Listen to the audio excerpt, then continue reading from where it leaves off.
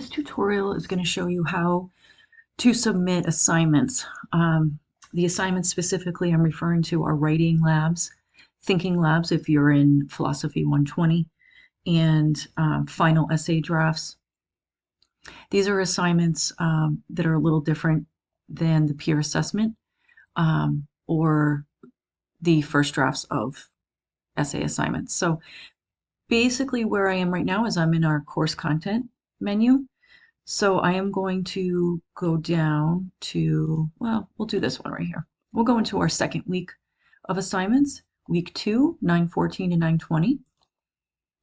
And if you look in here, you have a writing lab that is due, as well as a major writing assignment.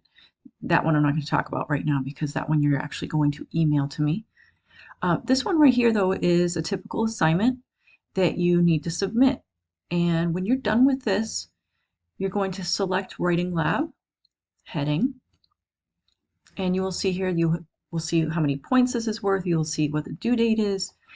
It will give you the instructions again. And then if you scroll down, you will see a section for assignment submission. Now, for this one, if you want to type your submission right into this section here, right onto this page, you will see text submission, and you have to select this button right here, write submission. Do not put your submission into the add comments area. All right, that prohibits me from making any comments back to you. So choose write submission, and then a box will open up and you can add your response right into the box. Sometimes I will require you to add an attachment. Other times you might just want to complete the assignment in a Word document or in a Google Doc and you want to attach it, and that's fine. You can do that right down here, attach files. You just select browse my computer and you can choose your file and it'll attach right there.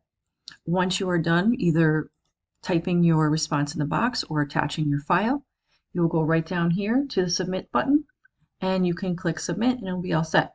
You can also, if you want to start it and finish it later, you can select save draft and that will allow you to go back in later and complete it.